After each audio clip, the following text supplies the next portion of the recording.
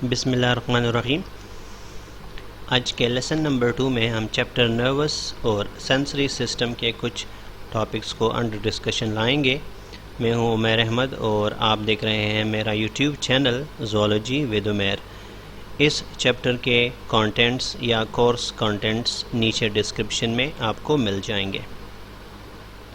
चलिए चलते हैं अपने फर्स्ट स्लाइड की तरफ, जो कि है transmission of action potential between nerve cells. Nerve cells के बीच में एक्शन पोटेंशियल या इम्पल्स किस तरह से ट्रांसफ़र होते हैं। अच्छा, इसको समझने के लिए हम एक डायग्राम का सहारा लेंगे। सबसे पहले डायग्राम की तरफ चलते हैं और यहाँ पे आप लोग देख सकते हैं ये एक एक्सॉन जो कि न्यूरॉन से निकला हुआ है। एक्सॉन, इसको प्री सिनेप्टिक एक्सॉन लिखा गया है। अच्छा, फ़िलहाल आप सिर्फ एक्सॉन पर तवज्जो दें। ये एक न्यूरॉन इस एक्सॉन के ज़रिए दूसरे न्यूरॉन तक अपना मैसेज कन्वे कर रहा है। एक्सॉन के एंड को आप गौर से देख लें इस मैग्नीफाइड पिक्चर में। एक्सॉन का एंड एक बल्ब की तरह है, इसको कहते हैं एंड बल्ब। इस एंड बल्ब में छोटे छोटे वेसिकल्स या बैलून लाइक स्ट्रक्चर्स पाए जाते हैं, जिसको सिनेप्टिक वेसिकल्स कहा जाता है। इन सिनेप्टिक वेसिकल्स में एक ख़ास किस्म का केमिकल मौजूद है जिसको न्यूरोट्रांसमीटर कहते हैं। न्यूरोट्रांसमीटर के कई टाइप्स हैं, लेकिन यहाँ हम सिर्फ इस पर फोकस करेंगे कि न्यूरोट्रांसमीटर्स क्या होते हैं। इन सिनेप्टिक वेसिकल्स में न्यूरोट्रांसमीटर्स पाए जाते हैं।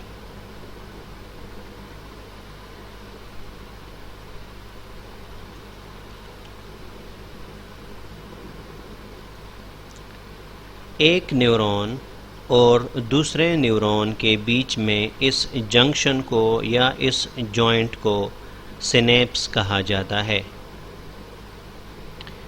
सिनेप्स वो जगह है जहाँ एक न्यूरॉन का एक्सॉन दूसरे न्यूरॉन के डेंड्रॉन या उसके सेल सरफेस के साथ कनेक्टेड हो। लेकिन एक न्यूरॉन और दूसरे न्यूरॉन के बीच में इस खाली जगह को सिनेप्टिक क्लिफ्ट कहा जाता है, यानी कि एक न्यूरॉन की मेम्ब्रेन दूसरे न्यूरॉन की मेम्ब्रेन के साथ टच नहीं है, बल्कि यहाँ एक छोटी सी गैप है। इसको कहते हैं सिनेप्टिक क्लिफ्ट। इसका मैकेनिज़्म इस तरह है, जब एक्सॉन मैसेज लेके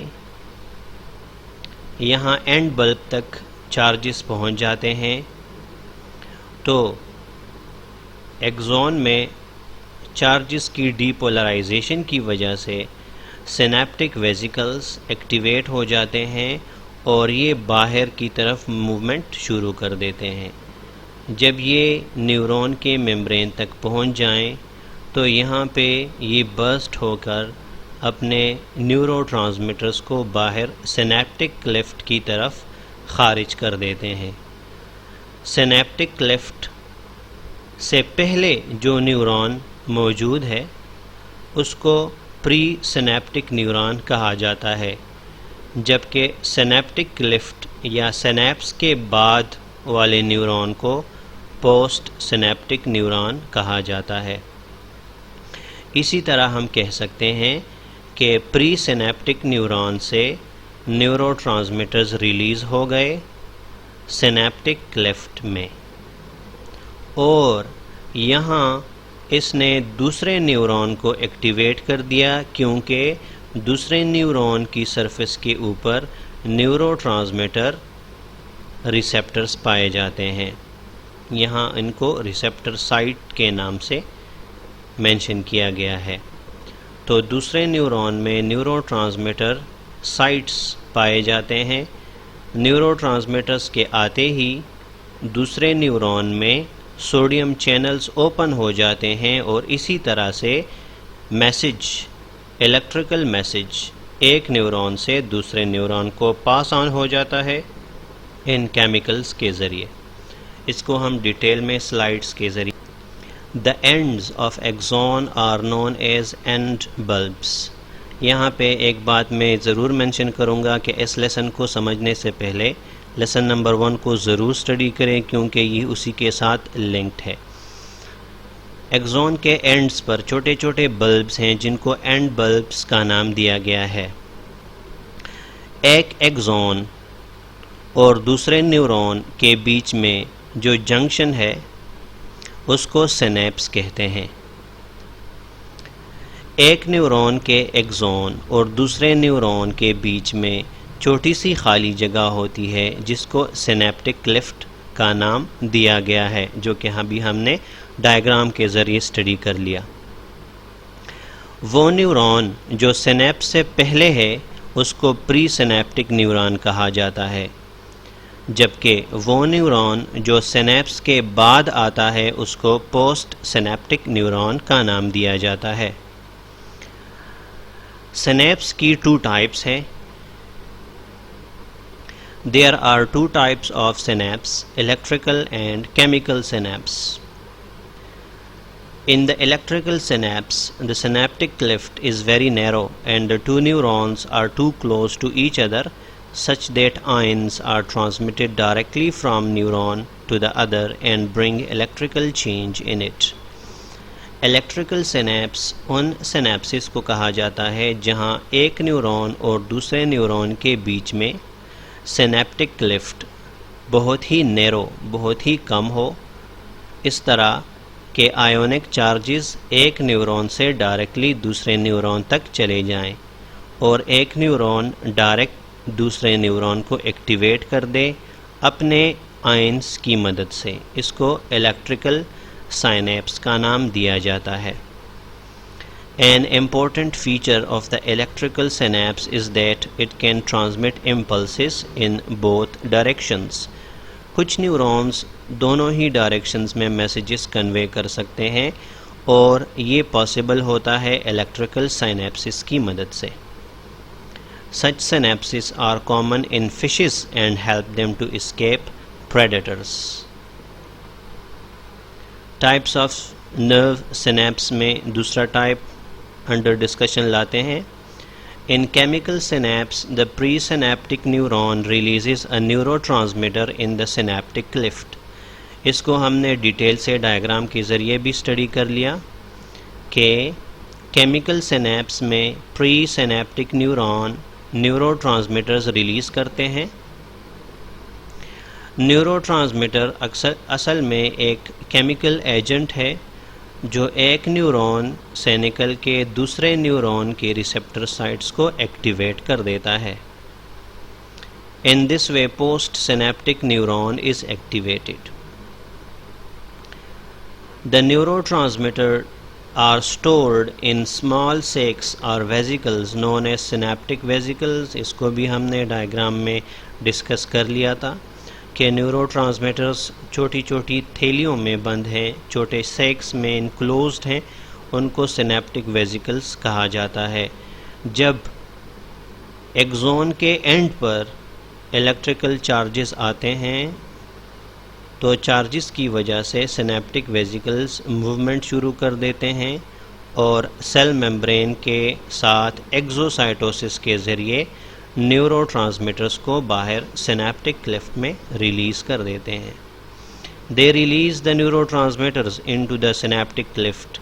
the most important neurotransmitters are the acetylcholine and norepinephrine. Acetylcholine, when released into the synaptic cleft, is degraded quickly by enzyme acetylcholine esterase. Acetylcholine जब प्री सिनेप्टिक न्यूरॉन से निकलकर post synaptic neuron को activate कर देता है तो synaptic Clift में ही इस केमिकल को डिग्रेड कर दिया जाता है, क्योंकि अगर एसिटाइलकोलिन को डिग्रेड नहीं किया जाएगा तो ये बार बार पोस्ट सिनेप्टिक न्यूरॉन को एक्टिवेट करता रहेगा। यहाँ से डिस्कशन को आगे बढ़ाते हैं और पढ़ते हैं nervous system in different invertebrates. मुख्तलिफ इनवर्टिब्रेट्स में नर्वस सिस्टम की डिस्कशन करते हैं। Of all different invertebrates, the cnidarians, for example coelentrates, hydra, contain a simple type of nervous system. The nervous system is not organized and is in the form of a network scattered all around the body. इसको nerve net कहते हैं। इसको diagram के ज़रिए study. इस diagram में hydra को show किया गया है और हाइड्रा को ब्लू कलर में, जबकि इसके नर्व नेट को येलोइश कलर में दिखाया गया है। तो इस किस्म के इनवर्टिब्रेट्स में न्यूरॉन्स किसी भी ऑर्गेनाइज तरीके से अरेंज नहीं होते, बल्कि एक नेट किस्म की शेप में अरेंज होते हैं, इसलिए उसको नर्व नेट का नाम दिया गया है। तो यहाँ से आप क्लियरली देख सकते हैं इनके टेंटिकल्स के ऊपर ख़ास किस्म के सेल्स होते हैं जो कि प्रे को पकड़ने में हेल्प करते हैं, इसीलिए टेंटिकल्स में भी काफ़ी सारे न्यूरॉन्स पाए जाते हैं। वापस आते हैं अपने स्लाइड की तरफ। In such type of nervous system, a nerve impulse generated anywhere in the body spreads across the network in all body regions. इस किस्म के नर्व नेट में अगर इम्पल्स बॉडी के एक जगह पे जनरेट हो तो बॉडी के हर साइड्स पर फैल जाता है। More advanced invertebrates such as the flatworms have increased degree of cephalization. Flatworms जैसे कि प्लेनेरिया वगैरह, इनमें हेड बनना शुरू हो जाता है जिसको कहते हैं सेफलाइजेशन, यानी कि इनमें मुकम्मल हेड नहीं होता लेकिन हेड की तरह एक इंटीरियर रीजन होता है। इस वजह से इस प्रोसेस को हेड बनने के इस प्रोसेस को सेफलाइजेशन कहते हैं। It is the concentration of different senses in the anterior region of the body. यहाँ पे cephalization की definition है कि anterior region या head की तरफ ज़्यादा sense organs का develop हो जाना। The nervous system in flatworms contain ganglia which are actually the aggregation of neuron cell bodies in the head region. These ganglia are concentrated in the head region and act as primitive brain. इसको समझने के लिए हम वापस diagram का सहारा लेंगे। इस diagram में फ्लैटवर्म यानी कि प्लेनेरिया को दिखाया गया है। यहाँ प्लेनेरिया में एक्चुअल हेड मौजूद नहीं है लेकिन एक हेड लाइक इंटीरियर रीजन मौजूद होता है और इसी के साथ साथ इनके हेड रीजन में गैंग्लिया मौजूद हैं जिसको यहाँ पे सेरेब्रल गैंग्लिया का नाम दिया गया है। गैंग्लिया उस जगह को कहा जाता है, नर्वस सिस्टम में गैंग्लिया उस एरिया को कहते हैं जहाँ बहुत सारे न्यूरॉन्स के सेल बॉडीज़ पाए जाते हैं, इसको कहते हैं गैंग्लिया। तो यहाँ पे देखा जा सकता है कि प्लेनेरिया का नर्वस सिस्टम बहुत ही ऑर्गेनाइज्ड है। इनके हेड में पाए जाने वाले सेरेब्रल गैंग्लिया जो कि एक ब्रेन की तरह काम करते हैं, इन सेरेब्रल गैंग्लिया से दो नर्व कॉर्ड्स अराइज हुए हैं। इनको लेटरल नर्व कॉर्ड्स कहा जाता है क्योंकि ये बॉडी के साइड्स पर पाई जाती हैं। इसके अलावा इन नर्व कॉर्ड्स को छोटी छोटी नर्व्स आपस में कनेक्ट करती हैं। इन छोटी छोटी नर्व्स को ट्रांसवर्स नेट कहा जाता है क्योंकि ये एक नेट की तरह अपीयरेंस दे रहे हैं।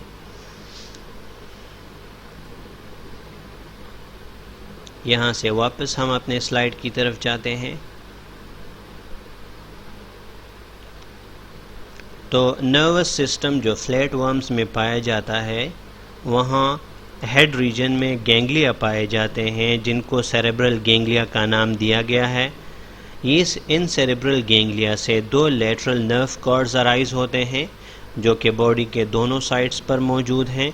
उनके बीच में ट्रांसवर्स नर्व कॉर्ड्स पाए जाते हैं। The ganglia in flatworms head region are connected to lateral nerve cords on both sides of the body. Nerve cord किसे कहते हैं? Nerve cord is a collection of neuron processes such as axons and dendrites. Nerve cord एक छोटा सा bundle होता है जिसमें कई न्यूरॉन्स के एक्सॉन्स और डेंड्राइट्स साथ पड़े रहते हैं। These nerve cords carry impulses from the peripheral body parts to the ganglia in head region and also conduct impulses from the ganglia to other body parts. इस nerve cord या इन nerve cords का function ये है कि body के मुख्तलिफ part से ganglia या सेरेब्रल गैंग्लिया की तरफ मैसेजेस को लेकर आए और सेरेब्रल गैंग्लिया से मैसेजेस बॉडी के दूसरे पार्ट्स की तरफ लेकर जाए। Invertebrates such as the arthropods and annelids have ganglia in various regions of the body besides the anterior head region. In such organisms, the ganglia can be found in each body segment on the ventral side. इस point को समझने के लिए हम दोबारा diagram की तरफ जाएंगे। इस डायग्राम में अर्थवर्म का एक सेक्शन दिखाया गया है। अर्थवर्म्स में नर्वस सिस्टम बॉडी के वेंट्रल साइड पर पाया जाता है और इनमें एक खूबी ये है कि चूँकि अर्थवर्म की बॉडी में बहुत सारे सेगमेंट्स पाए जाते हैं, यहाँ पे कुछ सेगमेंट्स दिखाए गए हैं, तो इनकी बॉडी में तकरीबन हर एक सेगमेंट में अलग अलग गैंग्लिया मौजूद है। इनका नर्वस सिस्टम प्लेनेरिया और दूसरे पहले डिस्कस हुए इनवर्टिब्रेट से थोड़ा कॉम्प्लेक्स है। इस डायग्राम में आर्थ्रोपोड यानी कि एक क्रेब दिखाया गया है और यहाँ पर भी हेड रीजन में सेरेब्रल गैंग्लिया के अलावा दूसरी बॉडी में भी गैंग्लिया पाए जाते हैं और बाकी गैंग्लिया पीछे different parts of the body को कंट्रोल करते हैं। वापस हम अपने स्लाइड की तरफ आते हैं। When the nervous system becomes more complex, it bears more interneurons and good integrity of the body system. The animals with complex nervous system also show complex behaviors. जितना एक एनिमल का नर्वस सिस्टम कॉम्प्लेक्स होता जाएगा उतनी ही उसकी behaviour भी complex होती जाएगी। इसी के साथ आज के लेसन को एंड करते हैं। Thanks for watching.